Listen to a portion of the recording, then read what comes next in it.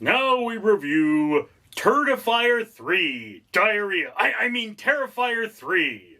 Alright, ladies and gentlemen, I have seen the third Terrifier film.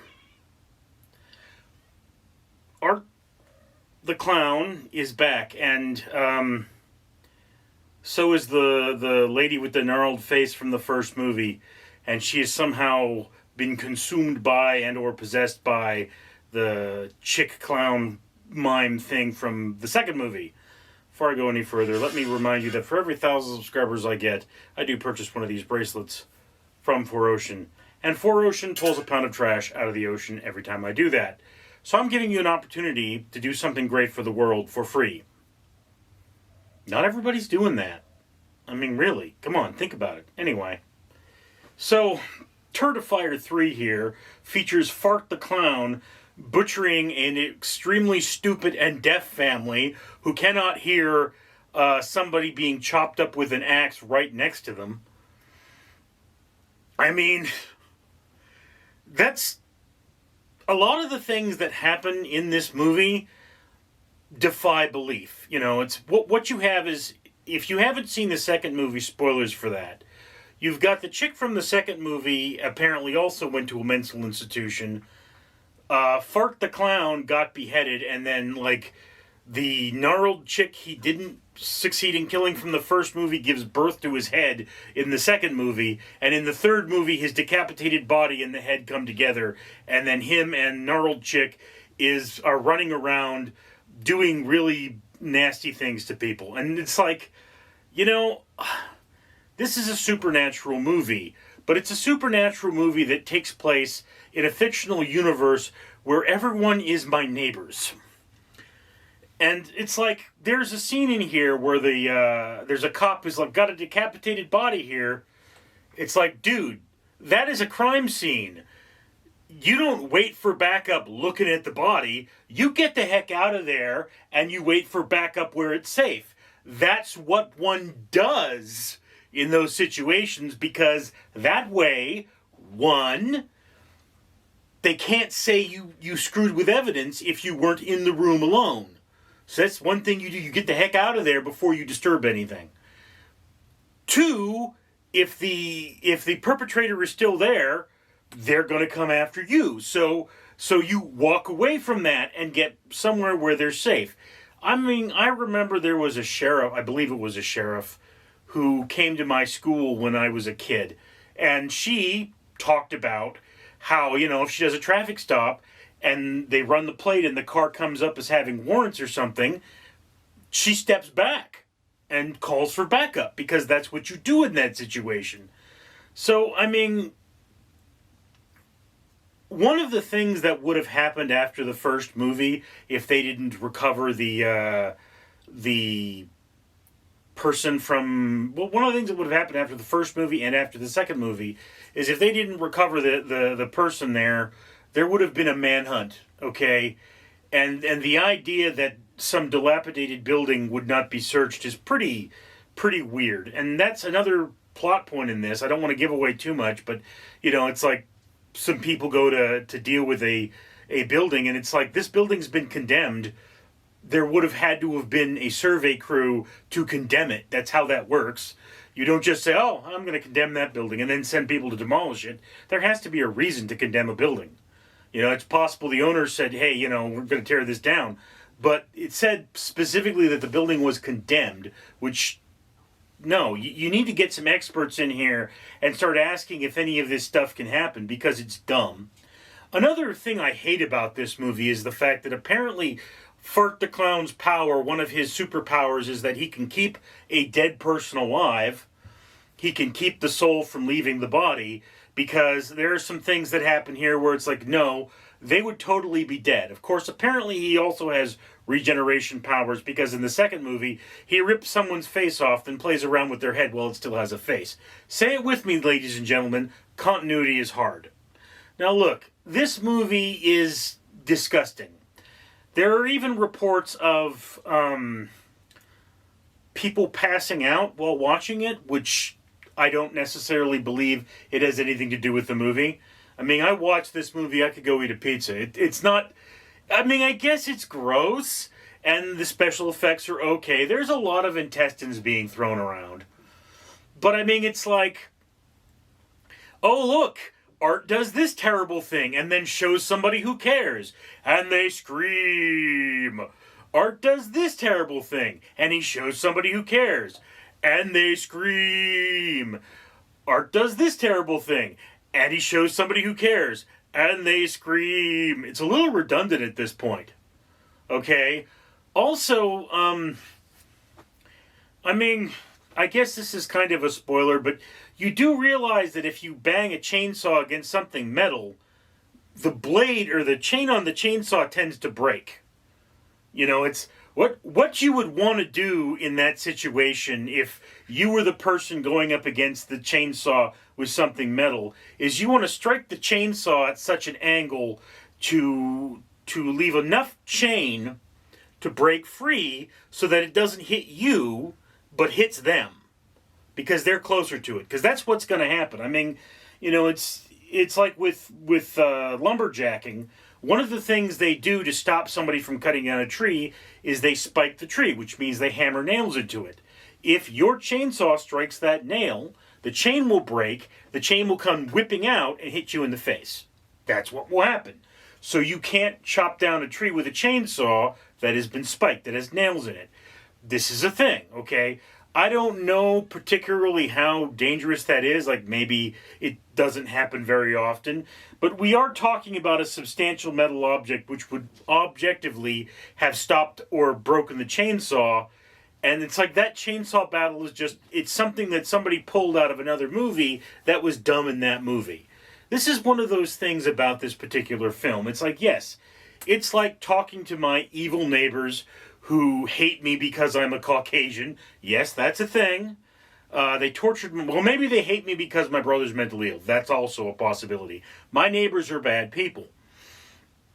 But, you know, it's like talking to them about their behavior, or talking to somebody who works for a company about their bad behavior. It's, you can bring up any atrocity you want to, and they won't do anything about it, and you're powerless to deal with the situation unless you get a lawyer. That's kind of what this movie feels like. It's frustratingly horrible situations happening to people, and you being the audience unable to do anything about it. It's like, you know, if this were a thing, if Art the Clown were real, okay, one, his body disappeared from the morgue and he went on a second killing spree, there would be an international manhunt. Millions of dollars would be spent to find this guy and bring him to justice. They would be looking for every bit of DNA, every blood sample. They'd be pulling up all kinds of things to make this happen, because it would be international news. It wouldn't just be a thing. This is the thing about serial killers in general, is they don't tend to be that sloppy.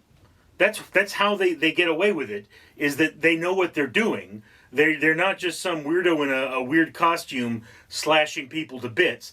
They're picking victims that won't be noticed right away and covering their tracks. They're evil, but they're evil with method. Okay? That's what I generally I mean, I now realize I haven't looked up a lot on serial killers. I don't know if I should do that, but I mean, I just do know that the amount of evidence that would be coming around here would be overwhelming, and they would catch this guy, because murders are the kind of things the government doesn't care how much money they have to put into it. They're solving that murder. Now, another thing is the trash bag, which did feature in the first film, appears to be like Felix the Cat's magic bag of tricks. Almost anything can come out of it. I mean, on the one hand, you're going, where did that come from? And on the other hand, you're going, well, yeah, but supernatural stuff. So, once again, the fourth movie, this could have all been a dream. And, you know, Art the Clown could be some mental patient sitting in a hospital who suddenly wakes up and looks nothing like the figure that we see. That's a possibility. Okay, we live in a supernatural world where death can be circumvented. People can be brought back and healed. No character at this point can be truly dead, because both heroes and villains have come back to life. And we are given some more into the understanding of what art is and the lore behind it. But this starts to beg the question, if this thing is real, okay, what are the rules? Because the imagery being utilized is very Norse.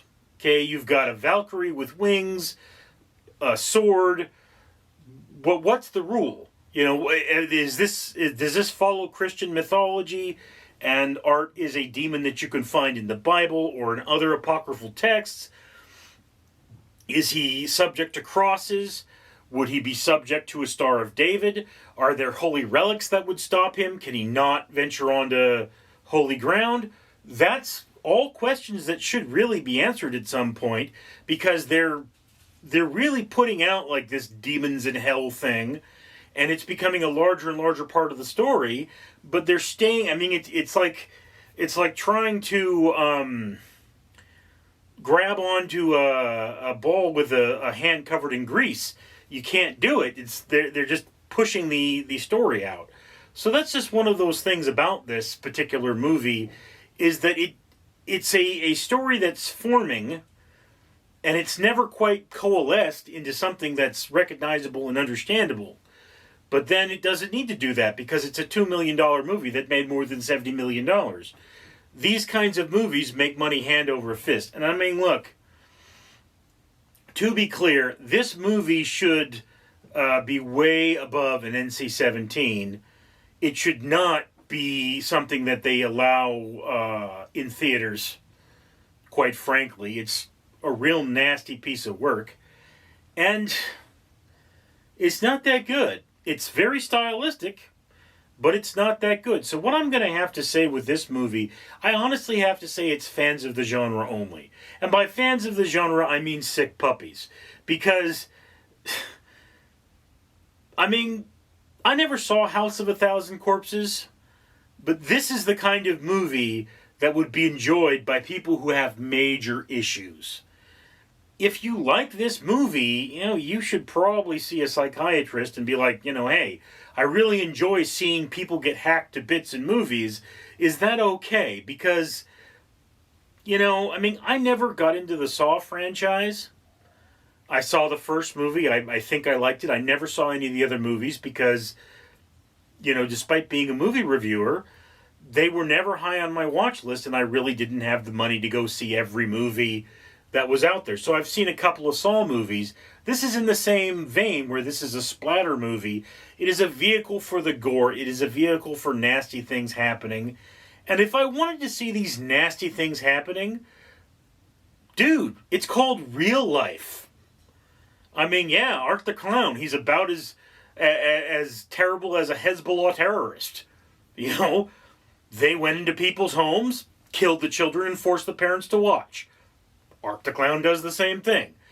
He's doing things that happen in reality, only being done by real people who aren't supernatural. So if I wanted this kind of horror and terror, I would just watch the news.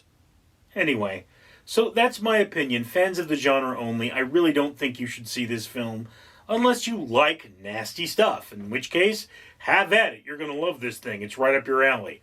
I mean, I can tell you that Mike Bracken is going to love this movie. He's the horror geek. And this one gets a full 5 barf bags from Richard. Oof. Gross. As I said, I'm Richard. Halt! Sergeant Duck says, do not think of leaving this video without commenting, liking, and subscribing. Maggot!